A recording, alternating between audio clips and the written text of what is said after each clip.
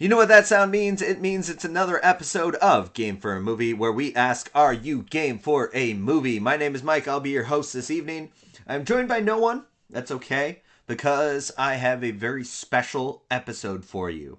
We have been invited as a podcast by my friend Don to his film festival that he has been running every year. It originally was supposed to be in person, but of course, COVID did things that it usually does. So the last couple of years have been virtual. This is the first real year it's been done in person, and lucky enough, I was able to attend. Jill and Andre, unfortunately, were not able to attend at this time. There's still a chance they could make it as of this recording.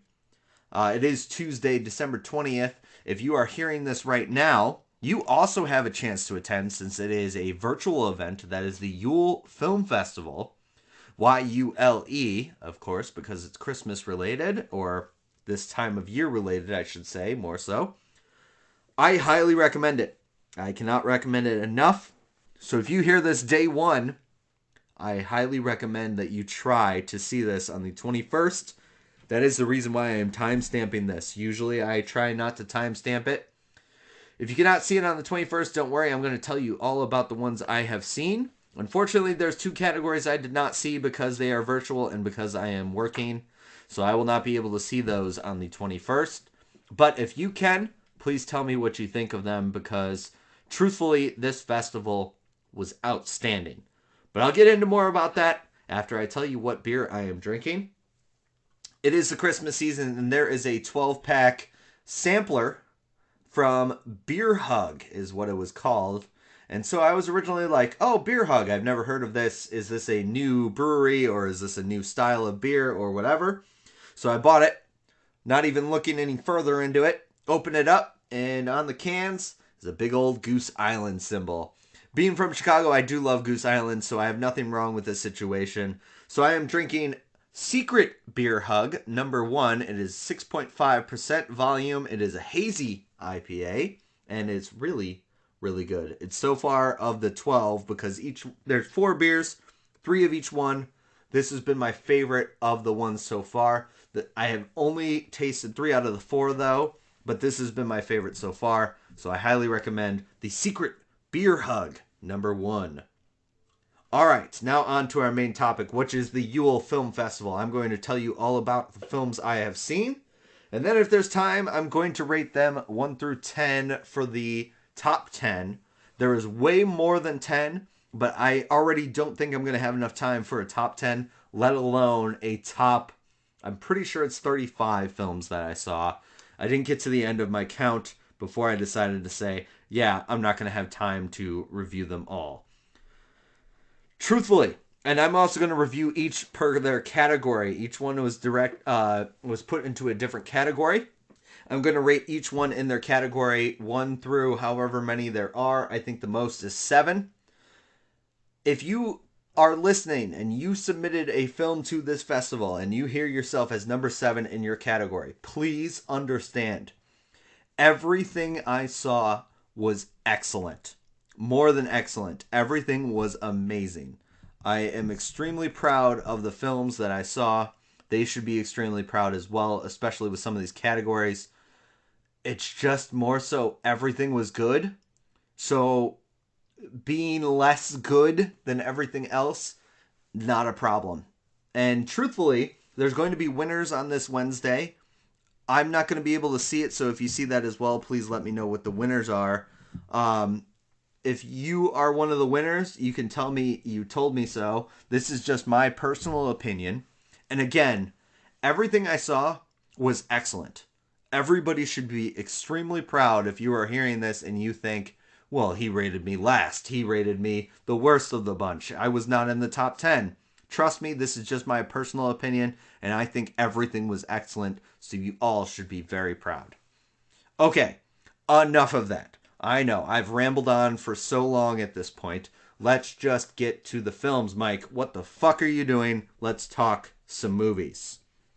So I'm going to read the order they were presented in, and then when I get to the end of a category, I will give you my 1 through however many rating of each film.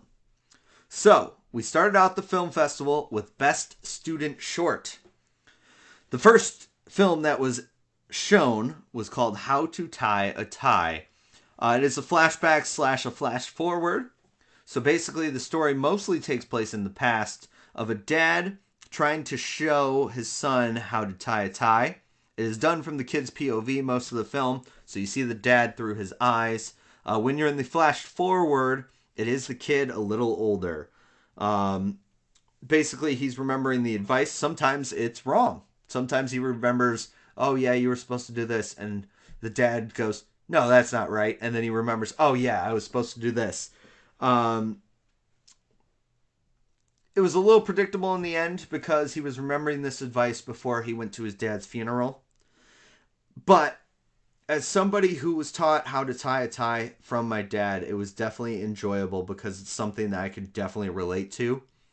And it's definitely something that I think a lot of people could relate to because we all learned how to tie a tie through someone, whether it's our dad, a parental figure, or somebody that just wanted to help us out. I think it was very good, very thought-provoking in the fact that it struck me, you know? So that is How to Tie a Tie. That was the first film. The second film of the Best Student Short is called To Beirut.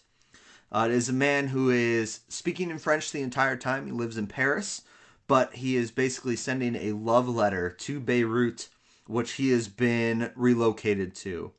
It is filled with lovely shots of Paris, lovely shots of people walking down streets that are absolutely gorgeous. And then in the middle of it, it just turns where we see the war-torn Beirut. And it's really hard to see because especially the huge juxtaposition of Paris and then Beirut, seeing it under siege and everything like that. I thought it was very well done in the fact that there was this huge change. You hear that it's called To Beirut. You know you're going to see some of the war-torn imagery. And especially because I think it's very well done in the fact that it is a love letter completely done in subtitles where you see this person that has this absolute love for Beirut and just understands they're going to be back there one day, hopefully. Hopefully, I can't even say it at this point, but hopefully.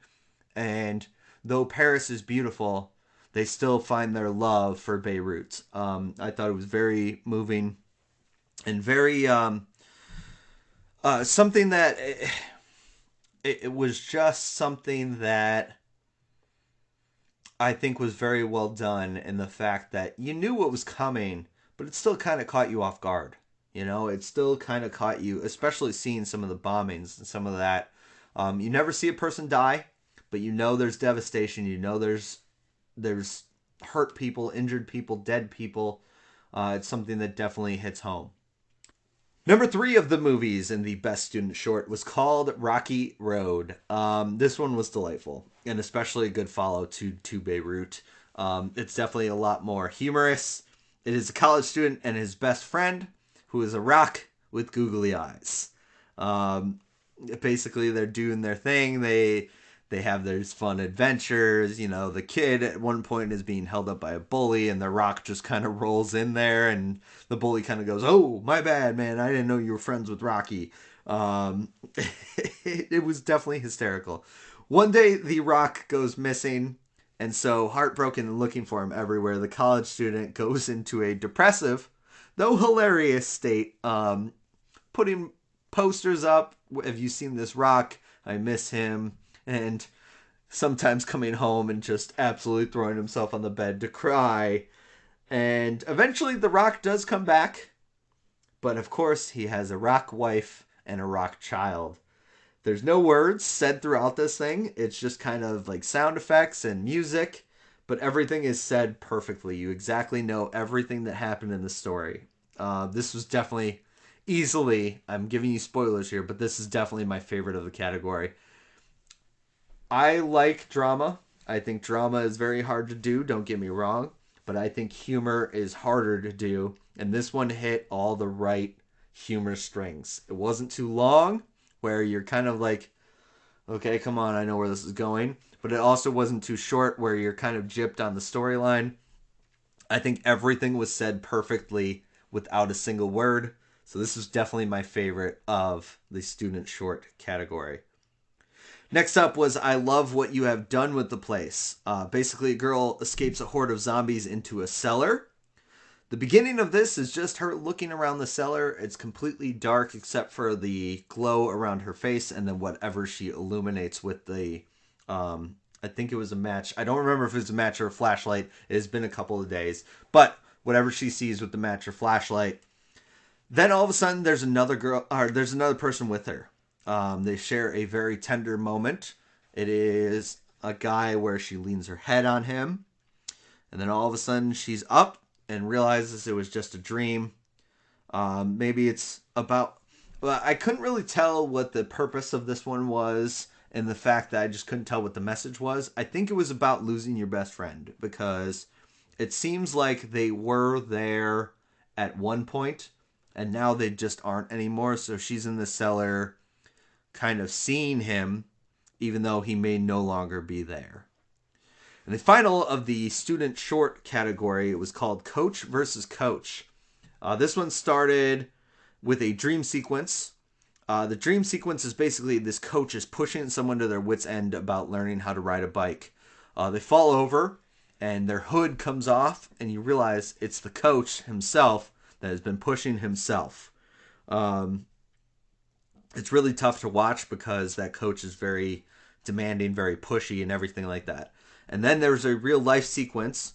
And truthfully, you can question whether the dream sequence and the real life sequence are switched. Obviously, the coach coaching themselves is a little tougher because it feels very dream-esque.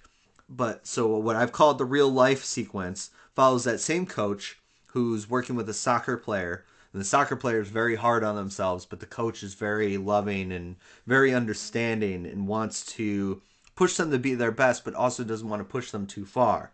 And it keeps going back and forth between the dream coach and the real life coach. Dream coach pushing himself, the real life coach not pushing the kid too far where he breaks down or anything like that.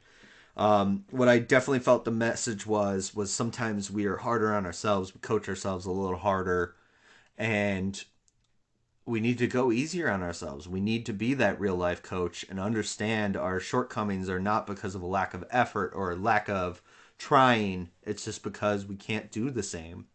And it was one of those things where another one that kind of hit my heartstrings and kind of made me feel that way.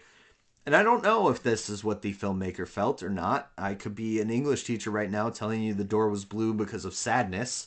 But it's just personally what I felt with it. And that's a lot of what I'm going to give you the rest of this episode. So for the best student shorts, last for me was I Love What You Have Done with the Place. And again, none of these films are bad. None of these films, I would watch any of them again in a second. This one was just more so, I didn't get a meaning from it. I didn't get the storyline of it. Again, I think it was somebody that was there and no longer is there, but that might be what I'm inferencing versus what I actually know. So that's why I gave it 5. 4 was How to Tie a Tie. I just thought it was a little predictable. That's not a bad thing because I also said it's something I very much relate to. It's something that's stuck with me. So I got 4th because of predictability, not because of content. Coach versus Coach was 3. Again, another thing very relatable that we're harder on ourselves and everything like that.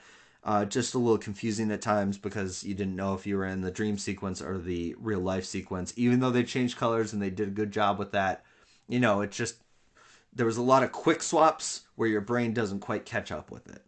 Number 2 was To Beirut. I really like this one because it really was a good juxtaposition and you understand why they still have a love letter for this country, even though it's war-torn, and they're in a place that arguably at this point is prettier. It's not the place you grew up in. It's not the place you fell in love with first. Just something like that has it stuck with me.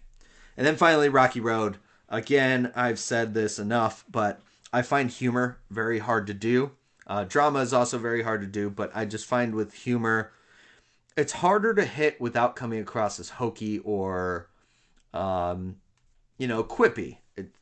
there's a difference between the MCU quippy and the MCU actually funny, just to compare it to that. This was actually funny, even though nothing was said. I got exactly what the point was, and I laughed a ton at this one.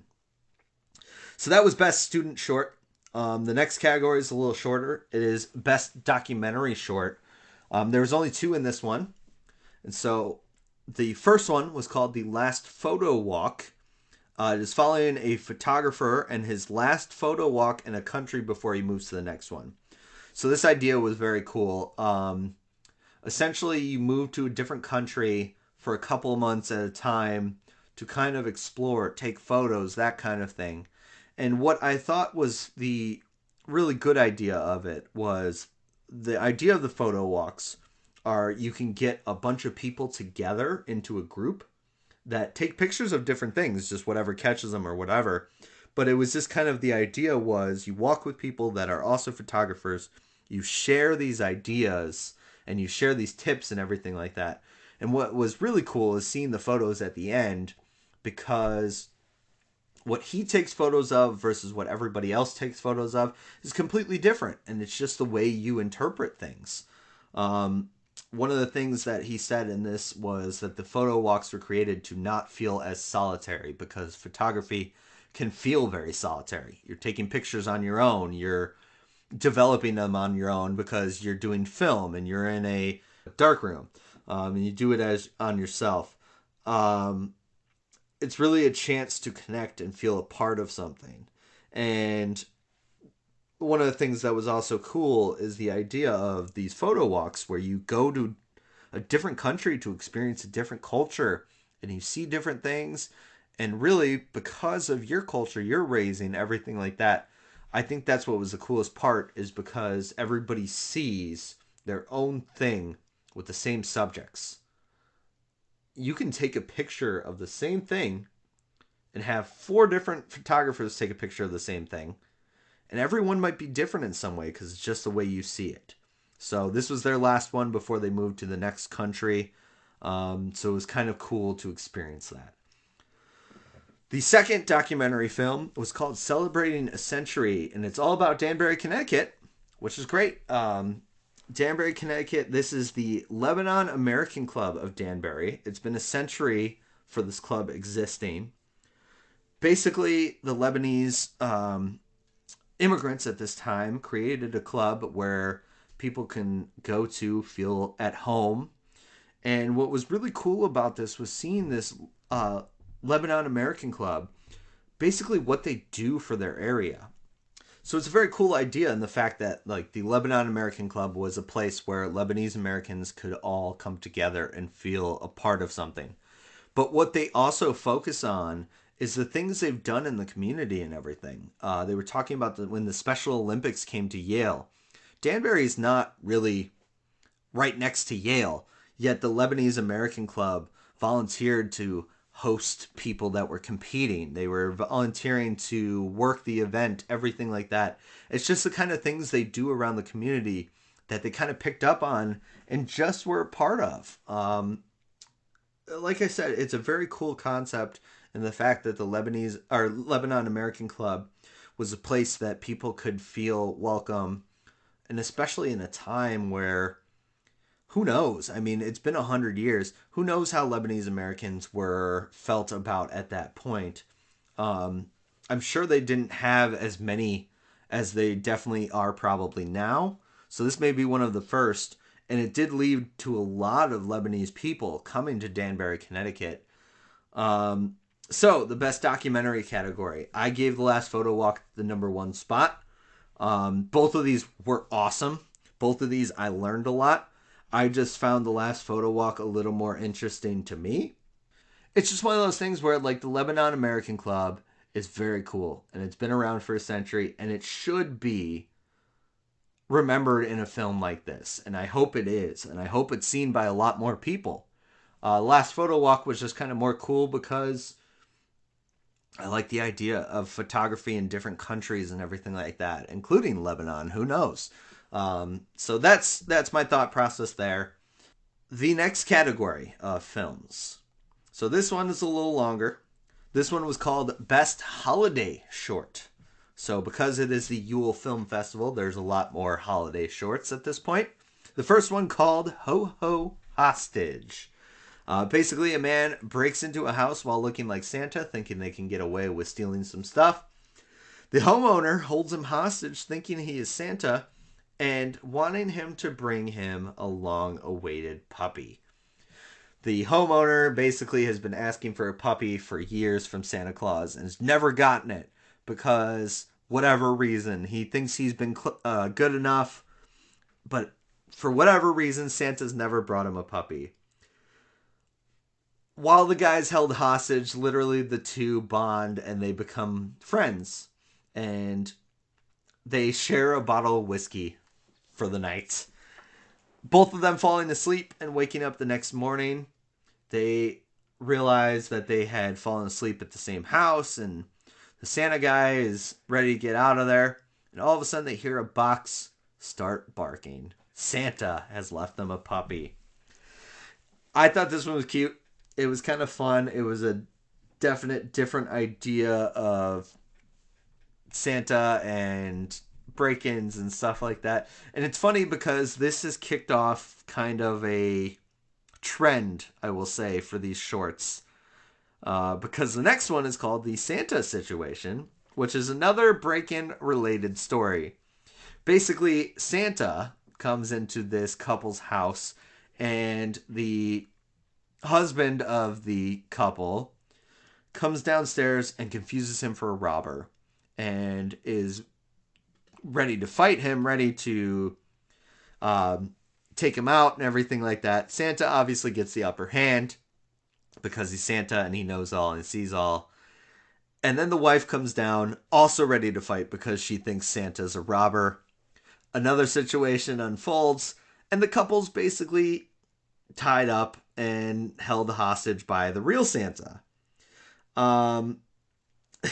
This one was kind of funny because it was just one of those stop talking and you'll get out of the situation. But the couple keeps going back and forth. No, he's a robber. He's not the real Santa. He's not jolly enough. He's not fat enough. He's too fat. Whatever it is, they keep talking back and forth. So the real Santa gets angry. And especially when they try to escape, he ties them even tighter and then decides, you know what? If you think I'm a robber, I'm going to get my vengeance. And I called it Holly Jolly Vengeance. Santa basically robs them of their valuables. And the weirdest part of this one was he leaves a reindeer present in their fridge. You can only guess what a reindeer present is, but it is a very long, extreme turd. So he leaves that in their fridge and leaves. The next morning they get free. They open the fridge and they realize what has happened. So that is the Santa situation. The third one is called The Wait. It is an animation that is done completely in black and white, except for one part. You'll see what it is in a second. Basically, it's very short. All of these are 11 minutes or less, but this one was about maybe 2 or 3 minutes. Everybody's waiting for Santa. We are focused on one kid who is very much getting excited to see Santa. And it's getting close to the end of the time Santa's supposed to be at the mall.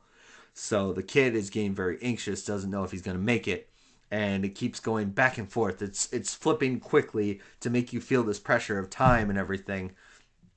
Kid jumps on Santa's lap, tells him what they want. Elf takes a picture. Next, kid jumps on Santa's lap. And it's back and forth, but it's done so quickly that you kind of feel like, okay, is this kid going to make it? Is he going to make it? Is he going to make it? And finally, the kid makes it to the front.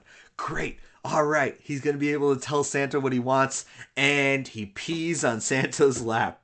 That is the only thing that is not black and white because it is a yellow puddle appearing on Santa's lap.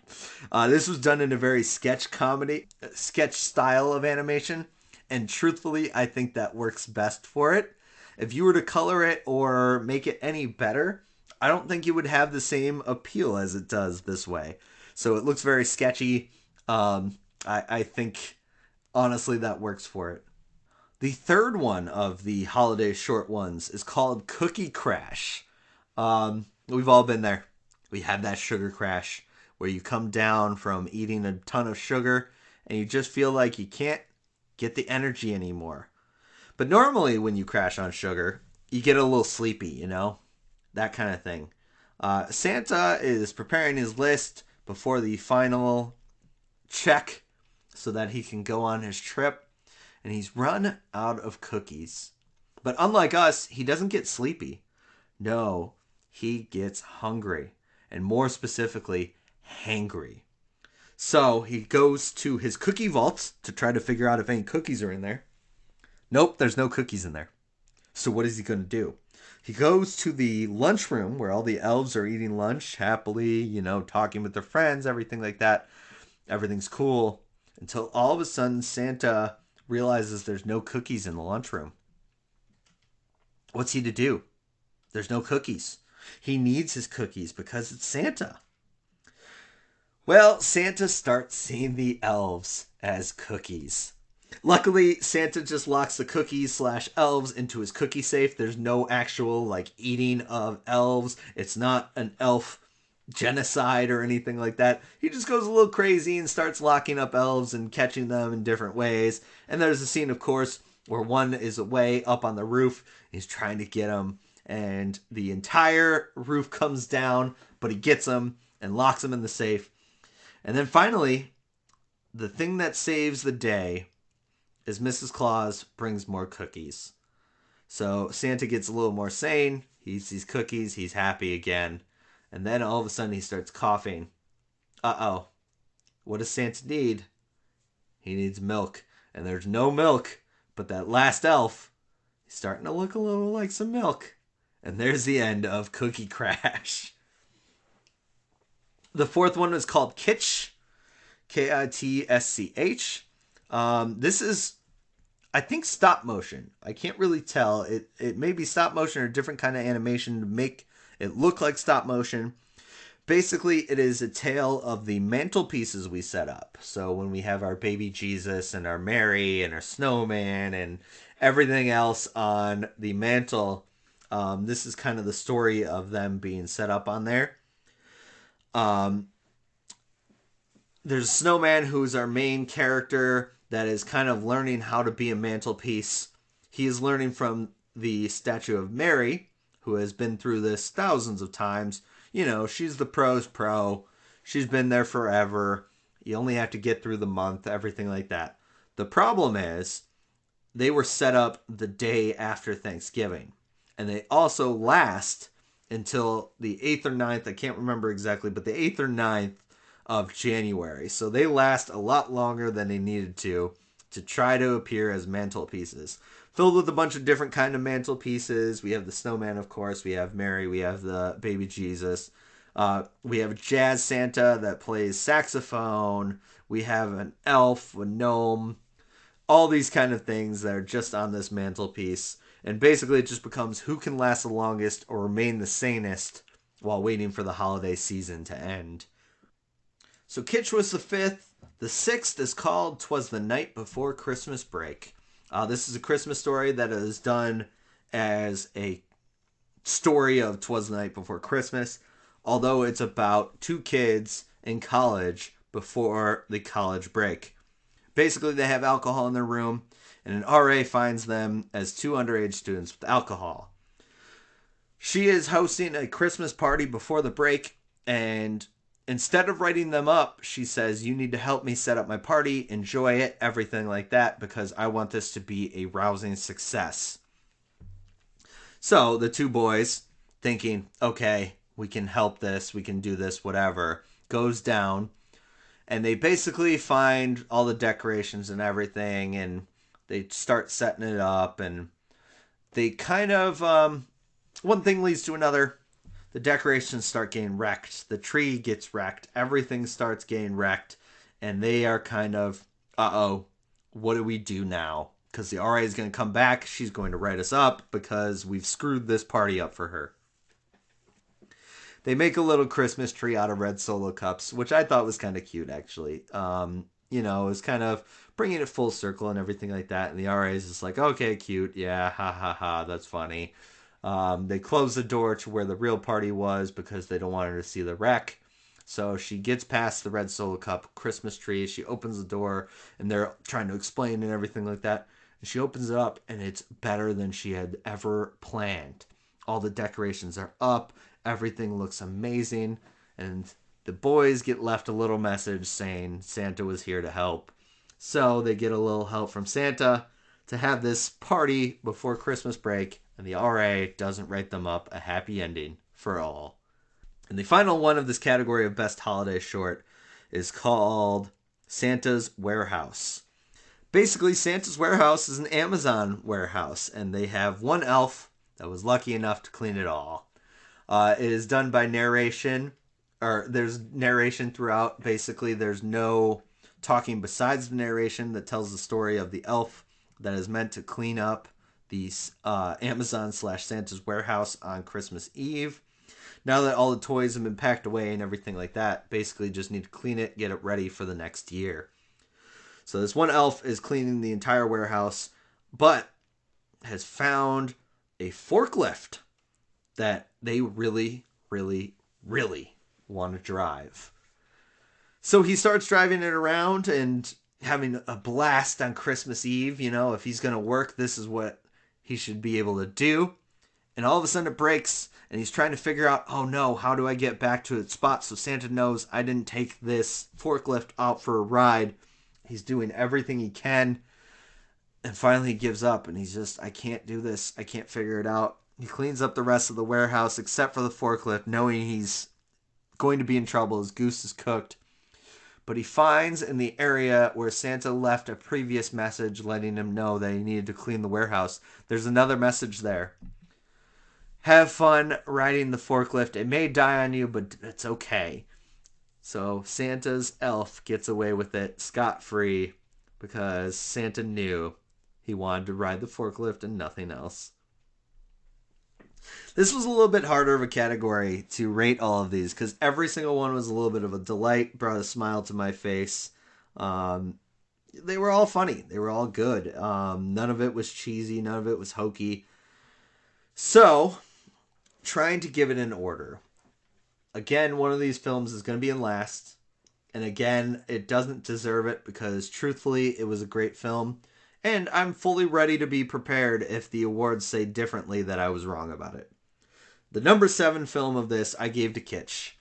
Not because of the concept. I liked the concept a lot. The animation style just wasn't quite lining up to the idea they had. So, with more of a budget, I think this could have been a lot better. Truthfully, again, it wasn't bad. There was nothing wrong with it. It was just not as good as the other ones. And that's what I'm also going to say about number 6, which was that Ho-Ho Hostage. I thought it was a fun concept about the puppy and the Santa getting held hostage until the next day. I thought that was a cute idea. And especially their friendship, you could tell they were actually kind of friends by the end of it. And they were waiting another year after it. That was just kind of an epilogue of the two of them spending Christmas together. I thought that was kind of nice too. Number 5, I gave to Santa's Warehouse. I thought it was a good idea.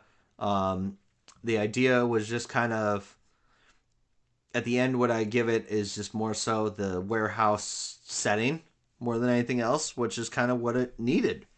So I gave it that just because I'm splitting hairs at this point. I just needed to find something to rate something lesser than another. So none of these things I think are bad or kill it or anything like that. I would happily see any of these again. It's just I got to split hairs at this point. Number 4 was 'Twas the Night Before Christmas Break. Like that idea a lot. The RA Christmas party, I've had that many times in my life. As well as I've been written up by an RA. They weren't really as cool as the RA in this story. So that kind of brought about feelings for me as well. Number 3 was The Wait. The one where the kid peed on Santa's lap at the mall. I thought that was hysterical. Just kind of one of those things where it's like they did nothing wrong, but it was also short. So that's the difference maker. Number 2, I gave to the Santa situation. Truthfully, the couple's commentary was the best part of that. It made me laugh the entire way. If I had anything negative to say about this one, I think it went a little too long for what it was. And again, this is less than 11 minutes, so it's not anything other than I think it went a little too long in the fact that I think they could have done their concept in a little less time. And finally, that brings me to my number one, Cookie Crash. Cookie Crash was one of my favorites of the entire thing. It was so well done, and the story and everything, and there was no real talking except for just like sound effects and noises and "ooh, cookie" and that kind of stuff. And so it was really well done. It was kind of fun to see the animation style, as well as just the idea of the fact that Santa's committing elf genocide because of cookies and then milk. So I thought that was very funny and very unique. So I'm about halfway through these films, through the categories at least. There was 3 on this end. There is 4 on the other end, but that one's a little shorter because there's not as many films. There's no categories that had as many as this one, which was 7. So I'm going to take a quick break, and then I will come back to tell you about the rest of the Yule Film Festival. And we are back talking about the Yule Film Festival. I hope you've all gotten your Christmas shopping or your Hanukkah shopping or your Kwanzaa shopping done. We are on to one of my favorite categories. So this one is called Best LGBTQ Plus Shorts. Basically, all 3 of these stories dealt a little bit with some kind of lesbian, gay, bisexual, trans, queer plus storylines. So let's dive into it. There's 3 in this category. The first one to air was called Discovery. It is a story about 2 girls that are attending Pride in the South. It just so happened to be 2 sisters that are themselves gay. The older sister came out a while ago, making it easier for the younger sister to come out to her mother. And originally seeming, so this is in the South, so I originally thought immediately something is going to happen at this Pride event. Luckily, that is not the case. And the girls go and have a great time. Basically, the idea was at the beginning it was the younger sister's first Pride event, and the older sister was supposed to take care of her and get her home in a decent hour. With that set up, I thought something terrible was going to happen for the event. It did not. They actually had a great time. They got home on time. They sleep, and basically the younger sister wakes up the next morning, and she walks out of her room to the older sister and the mom silently talking. We don't hear what they're talking about, but you can tell something has happened. Basically, the younger sister asks what happened, and then it goes to her opening her laptop in her room, and it is a news report that is talking all about the Pulse nightclub tragedy, where the shooter in the Orlando Pulse nightclub killed a bunch of gay people. It was based on a true story and a true experience. And it was one of those things where it's hard because it is based in true life and real life. And especially because I did think that something was going to happen at this Pride event in the South, because I believe it was in Alabama. I don't remember exactly. It was Alabama, Mississippi, Tennessee, one of those 3, where I thought something was going to happen at this Pride event. When I got through that realization, it was kind of one of those, okay, cool. Maybe it's not a depressing story. Maybe it's, it's called Discovery. Maybe it's about discovering yourself and discovering maybe a true love or something like that. Discovery of this event was definitely a lot harder to bear. So that is Discovery, the first of the LGBTQ plus shorts. The second was called Vlad and Nick. I thought this was a very different take on Santa and why he has been around for forever. The story is told by Vlad, who, if you couldn't guess, is Vladimir, and more specifically, a vampire who has turned Santa. So Santa is a vampire, and that's why he lives forever. That is why he punishes naughty kids and rewards the nice kids. So instead of coal for the naughty kids, basically they get fed on for their blood or turned into vampires themselves. They didn't obviously go into detail about that, but I would guess probably they got fed on. So there was that twist. And it was kind of a unique take on the fact of Santa being around for forever. And especially because Vlad and Nick, Saint Nick, got together for the first time in a couple hundred years, and that was the premise of the whole thing. The final one was based in truth as well. It is called Merchant Marine Paul Gorky and Alexander Hamilton Post 448. I'll tell you, the title does not roll off the tongue, but this was a great one. It is the first and currently only American Legion's Veterans Post that is for gay people, made by gay people. This thing dove into a lot of explaining don't ask, don't tell, and how that was harmful to many people who didn't feel like they can be themselves in the Army or the Navy or whatever. And this was a place where they could truly be themselves and express themselves. It takes place in San Francisco, and it is named after Alexander Hamilton because of the, I'll say, long believed truths of him being bisexual. Though no one could actually ever say, it seemed pretty obvious that he was bisexual, so it's named after him. This was telling the story of Paul Gorky, who was one of its founding members, and how they were one of the first gay Marines. I actually thought this was fantastic, more so because it is real people telling a real story. It is people who came out who didn't feel like they had a spot, and this American Legion Veterans Post in San Francisco was one of those places that said, hey, we're here. We accept you. We are here for you. And they've done a ton in the San Francisco community. I feel after this and explaining the celebrating the century, the Lebanon American Club, I feel like what I'm trying to say is that they have to do stuff around the community to serve a purpose. That is not what I'm meaning. I just find it amazing that the places that do feel like they have to do stuff like that, not only are they doing stuff, they're doing some amazing work. The Celebrating a Century one, where they were doing the Special Olympics at Yale, and this one especially was very open and accepting for the gay community. And that's what I think was the coolest part of this whole thing.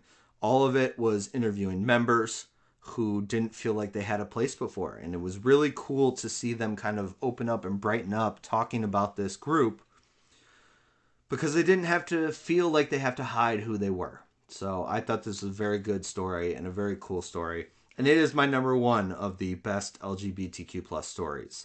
Vlad and Nick I thought was pretty interesting, so that's my number 2. And Discovery was number 3. Again, another great story. What I'll say about this one, and this has long been something personally that I feel, is that to create drama, sometimes you feel like you need to include that gut punch that you may not necessarily have deserved. This one, again, I thought there was going to be that gut punch that they did deserve.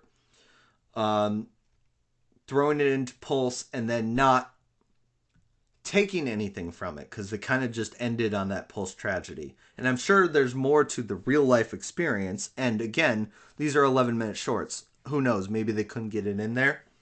That was the problem for me, where they just kind of threw it onto a real life tragedy and didn't do anything with it. It was just kind of there to close the story. So that's why I got my number 3 on that one. We move to the category Best Trailer. So there are 5 of these. All of these are trailers to films that may come out or haven't come out yet.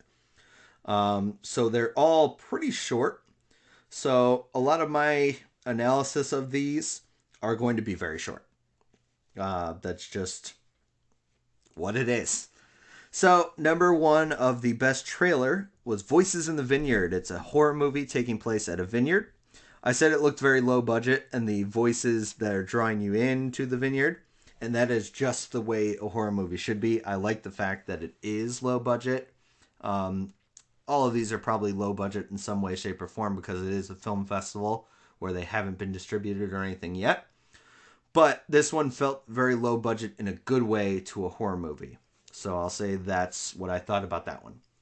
The second one I have in this category is called Just Like Water. I only really had one note on this one, and that was I Was Confused. It's a lot of imagery relating to the water. There's a lot of age changes and everything like that. And so I don't really know where to start with this one.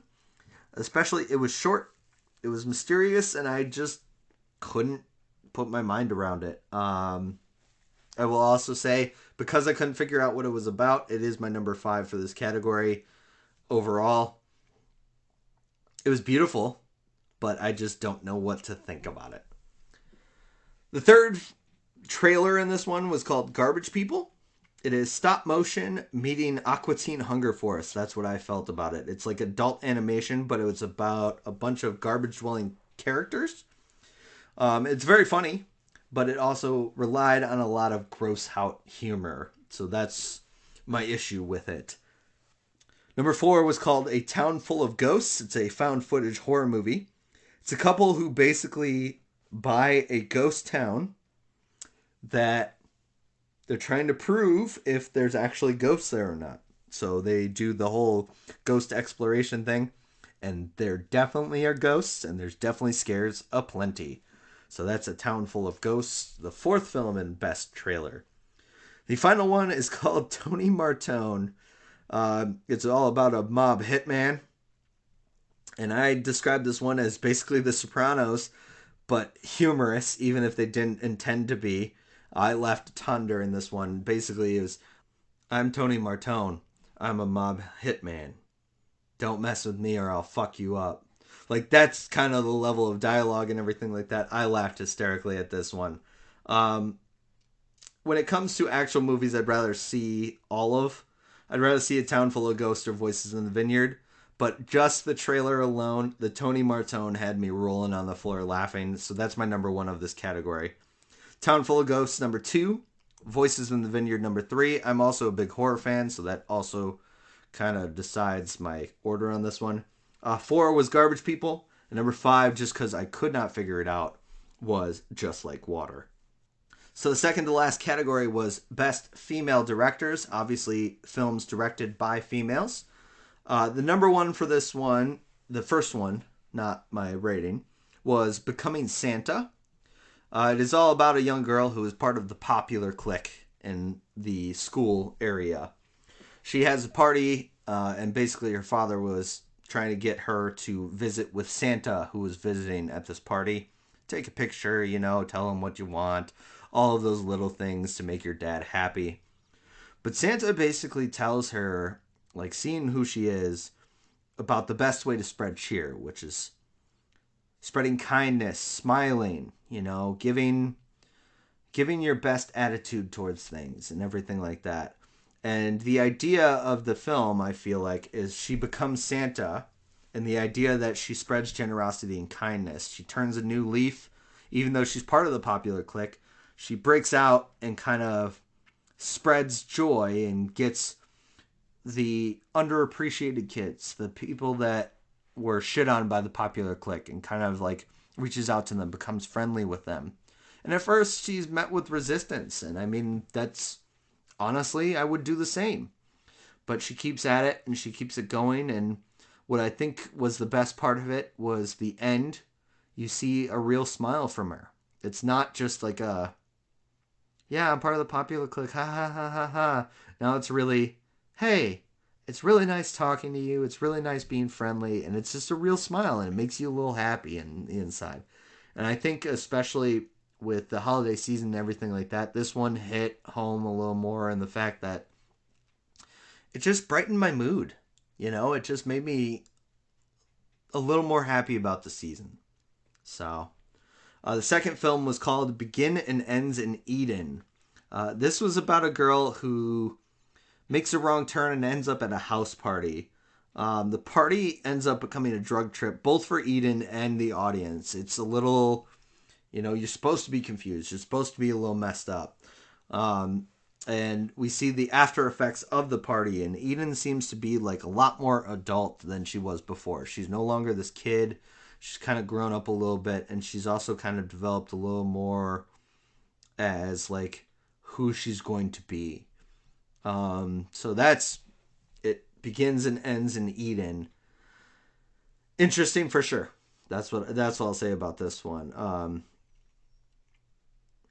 The third film of this category was called The Christmas Heist, and basically it's Home Alone, but instead, if the kid idolized the bandits, there's been a rash of home invasions around the Christmas season. This kid hears his parents talking about it, but he's still very excited, and we think it's originally about the fact that Santa's coming and he's going to stay up and catch a picture of Santa. The burglar breaks in, and instead of Santa, he's very excited to see the burglar. He gives him a special toy that means a lot to him, and basically he tries to help him pack up the belongings and everything. The burglar appeases him at first, and then finally is just like, "Kid, you should not idolize me. You shouldn't be a fan of me." And what we learn at the end is the burglar kind of changes heart. He sees this kid that idolizes him and realizes that he might not be the idol for everybody, but some people are learning from him and everything. And when he sees the toy that the kid gave him, he kind of changes his mind and gives all the stuff back. And the kid wakes up the next day not being taken with the burglar as a henchman.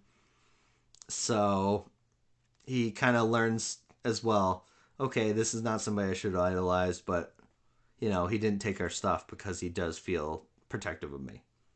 The final film of the Best Female Directors category was called Contention. This knew what it was from the very beginning. Basically, it's 8 Mile, but with an immigrant of Middle Eastern or Indian descent. There's this Indian or Middle Eastern kid. We never get the exact country, so I don't want to be politically incorrect. So this Middle Eastern or Indian kid, he works for his dad's company. His dad grew from the ground up, started his own company when he got here. He's this very successful businessman. And so the kid is following in his footsteps and trying to find his voice. That's what I keep coming back to. The kid likes to rap, make his own rap music.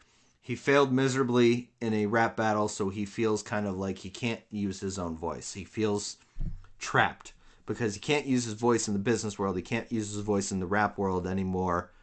So when he's on business meetings, he can't do it anymore. He can't talk to people. He always feels like he's failing. But when he gets home, he can't go do what he wants to do with rap or anything like that. So he writes his own stuff and he raps in his room. And the dad records him rapping in his room and posts it on the internet. And it basically goes viral. I include that in quotes because it's not viral, but he says he's got like 8,000 views in 24 hours or something like that. And the kid's just kind of like, wow, okay, these people like me. And the dad goes, do what you want to do. Don't feel like I'm holding you back or anything like that. And so he goes to a rap battle, just like 8 Mile. He finds his voice. And, of course, we don't see the end, but he won. And the funny thing is about this one, and this is no offense to the filmmaker or anything like that, I actually felt like his rap was better before the rap battle. I felt like that one was a little more contrived, is what I'll say. I still like it. I like the message, everything like that. So, the 4 films and Best Female Directors. Number 4, I give Begins and Ends in Eden. It was good, but it was very confusing. Like I said, it was a drug trip for the audience. So I really just didn't know what the message was of it. I think I had it, but again, I personally like films that beat you over the head with the meaning. Sorry, I do. I'm simple. I like movies like that. That's just personally me. Number 3, I gave Contention, which was the 8 Mile Middle Eastern Indian descent kid. It knew what it was, and it did it well. And because of the contrived rap, I think that's why it went lower on my list. Or it might just be these 2 were in my top 10. So the 2 left in this category. Becoming Santa, I gave number 2 because I thought the message was very well spoken and very well done.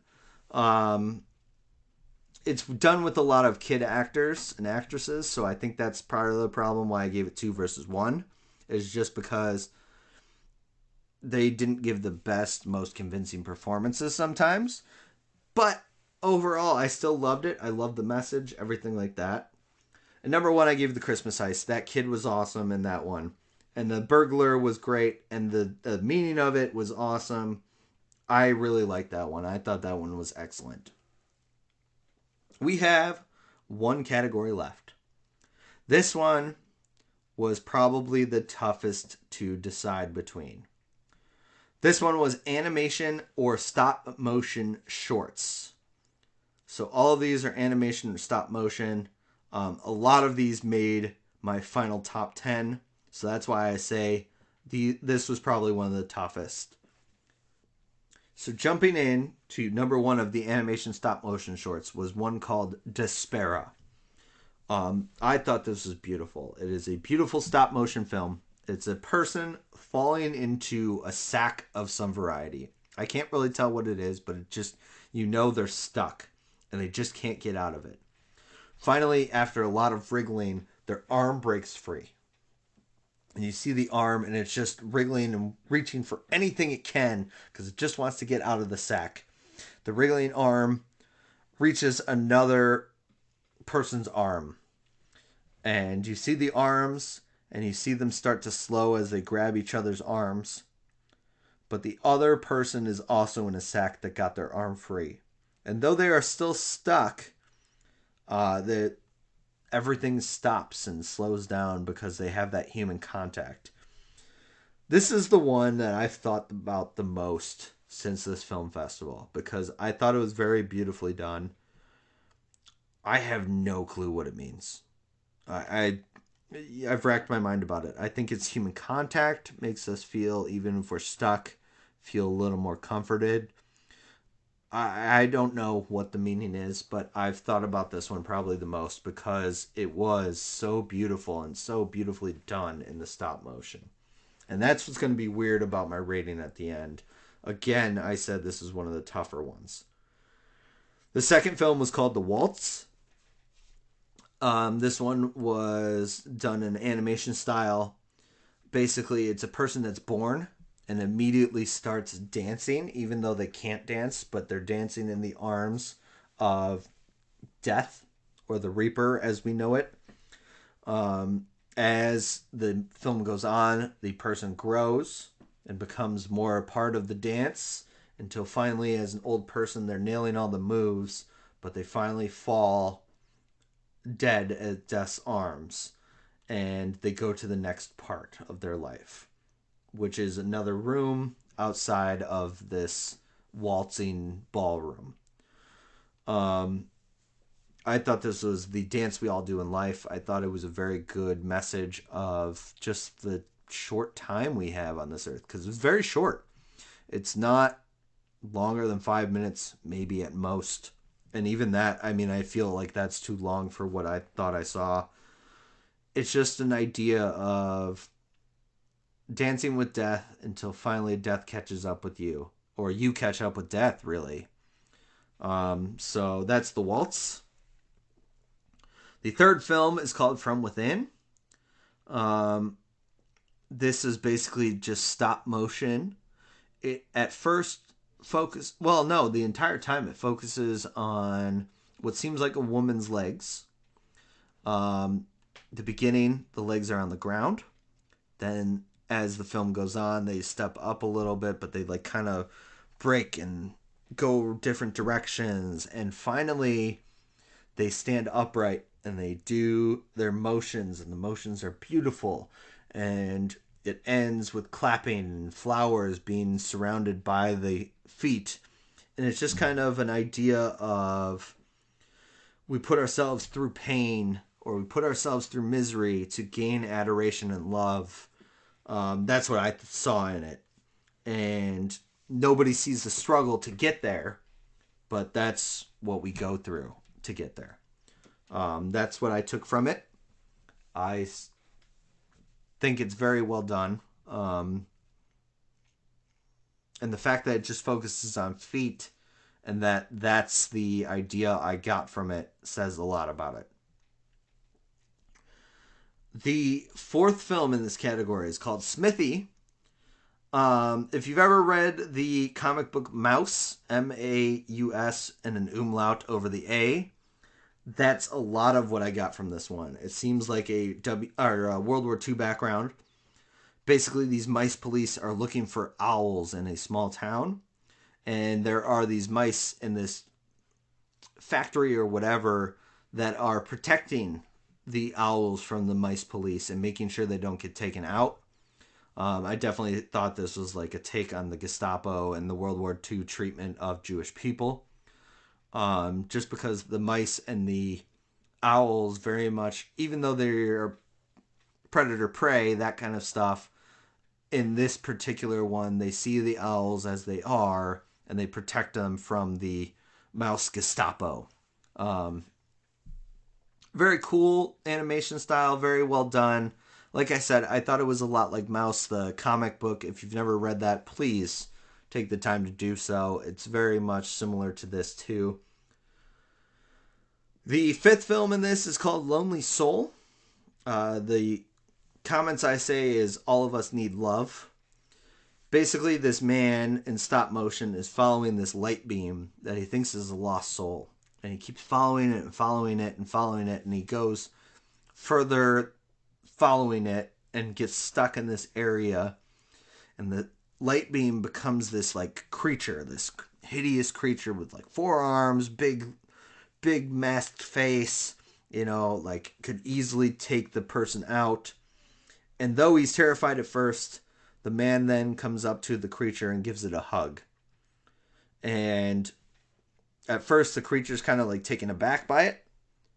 And then the creature kind of moves its front arms forward, kind of embracing the man as well. And it's just kind of that idea of no matter what we look like, no matter what we feel like, no matter what we're lost, sometimes it's just that human contact that gets us. We just want a hug. We want to be told we're okay, that kind of stuff. The final film of this entire film festival, as well as the animation stop motion shorts, is called Santa Doesn't Need Your Help.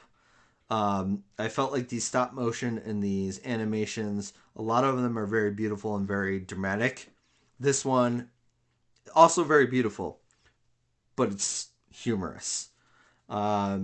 Basically, Santa has grown old and tired, but he still feels like he can get the job done, or he feels like he needs to do everything on his own.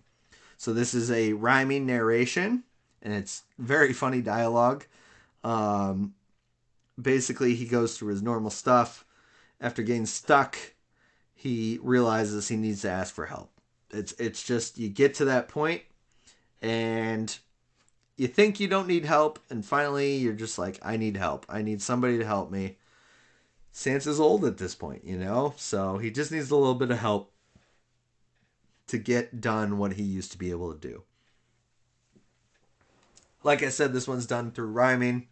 It's all done through narration. You see, obviously, the animation and everything like that as it's narrated. This is my number one of the category. I thought it was very fun. I thought it was very well thought out and well done. The rhyming, great. Everything like that. Despera, I said the beautiful stop motion one. That is number 2. It's the one I've thought about the most. And even though I give it number 2, it's still something that I think about to this day because it was really well done. It's very well done. So I highly recommend, if you can find it anywhere, to check this one out. Number 3, I gave to the waltz. This idea of dancing with death and finally catching up with you. I like that one a lot. Smithy, number 4, with the Gestapo mice and the owls and everything like that. Because I've read Mouse, it's something that I liked a lot because I do know the storyline and everything like that, and that's what I picked up from it. Lonely Soul. I actually think I had the 6th originally, and it's just more so because the humans design and the stop motion creeped me the hell out.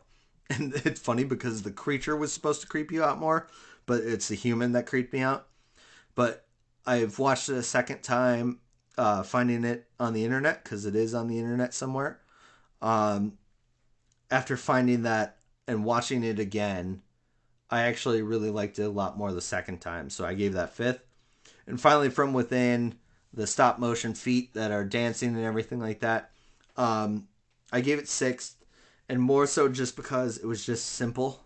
And the way these transcended simple, I think it's still very good. Very, very good. If you ask me tomorrow, 6 through 1 could completely change. Just because this was the toughest category. So, this may give me an extra commercial in my commercial break. I hope not, because I don't like to make you guys sit through commercials. But if it does, I think this was just very important that I give you my top 10. So, my top 10 of these films. And again, if you do not hear yourself on these lists, I think all of these were excellent. They are very well done. If you can find it online tomorrow, if you're listening to this day one, please do. If you can find any of these films anywhere, check them out and support your local film festivals. This was a really awesome experience. So I'm going to give you my top 10, even though I want to give it all top 10. My number 10, I gave The Waltz, which was that one about dancing with death, the stop mode or the animated, and basically dancing with death your entire life. I thought that was excellent. Number 9, The Wait. That was the black and white animated where the kid's waiting in line and then he pees on Santa's lap. Thought it was hysterical. I thought it was very well done. And the sketchy animated style, and I mean sketchy and like it looks like a sketch, was very good for what it is. Number 8, The Santa Situation. That's the couple who thinks that Santa is just a robber. Again, I said this one is a little too long, but overall, I laughed hysterically at this one. I think I actually had a tear out of my eye that I needed to wipe away because I was laughing so hard. Number 7, Best Documentary, was Last Photo Walk. That was the one where basically the photographer was doing photo walks in this country. This was the last one of this country before he moved away. And how you find different subjects, different meanings. I thought this was very well done. It's something that I truly enjoyed watching, and I would actually see a lot more of that too. Number 6, best female director is Becoming Santa.